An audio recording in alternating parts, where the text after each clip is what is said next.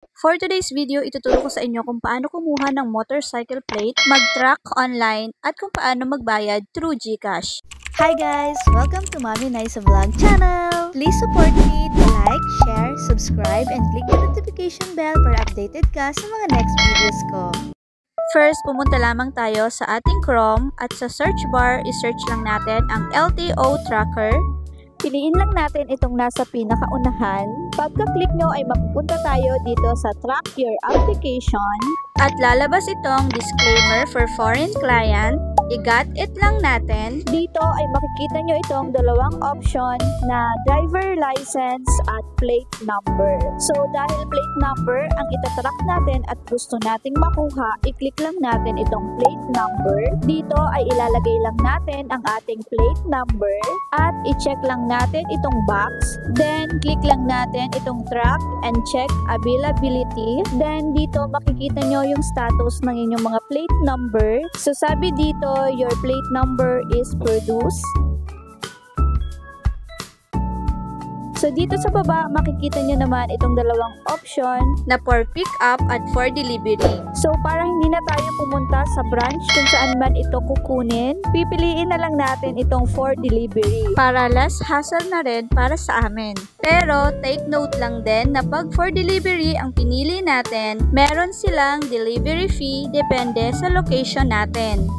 Click lang natin itong deliver my plate. Dito makikita naman natin itong shipping information. Kailangan lang natin itong i-fill out. Dito make sure lang natin na tama yung mga information na ilalagay natin. Especially ang ating mga address dahil dito nila ipapadeliver ang ating mga plate number. So fill out lang natin to. Dito ilalagay nyo lang ang inyong first name. Dito naman ang inyong last name. At dito naman ang inyong middle name. So dito sa suffix kung kayo ay junior, senior, the second, the third. So dito pipiliin nyo lang kung ano yung dapat. Then dito naman ay ang email address. Dito naman ang inyong contact number. Dito sa baba ay makikita nyo naman itong carrier. Pipili lamang kayo dito kung ano yung gusto nyo. Dito naman sa delivery address, i-click lang natin to at hanapin lang dito kung saang region tayo, kung anong province, at kung anong municipality. Then, pag okay na, ay proceed naman tayo dito sa baba. So, dito guys, sa address line 1, dinagay ko lang dito yung pangalan ng aming shop, which is Donald Tailoring Shop. Then, dito sa address line 2, hindi na ako naglagay since optional lang naman siya. Sa postal code, automatic na siyang lumalabas once na meron na kayong delivery address. So, dito naman sa baba guys, kailangan lang natin maglagay ng isang valid ID.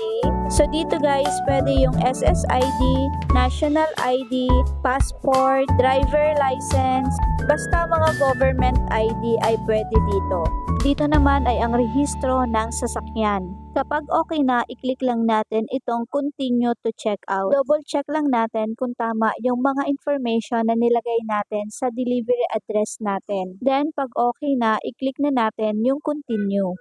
Lalabas naman itong important notice for plate number ownership. So, i-click lang natin yung continue to payment.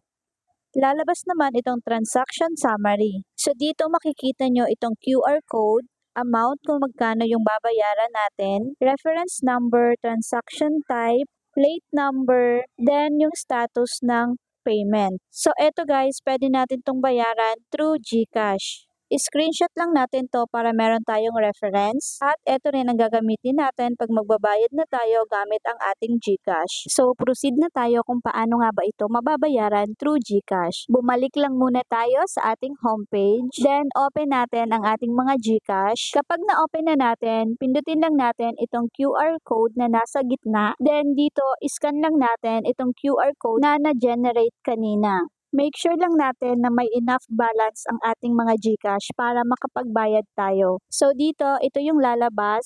Then click lang natin itong pay. Then okay na. So ayan, nakapagbayad na tayo. Save nyo lang to or screenshot nyo para lang may reference kayo. So check lang natin ulit yung status ng payment natin kung nakapaid na. So ayan guys, sa transaction summary, nakapaid na siya.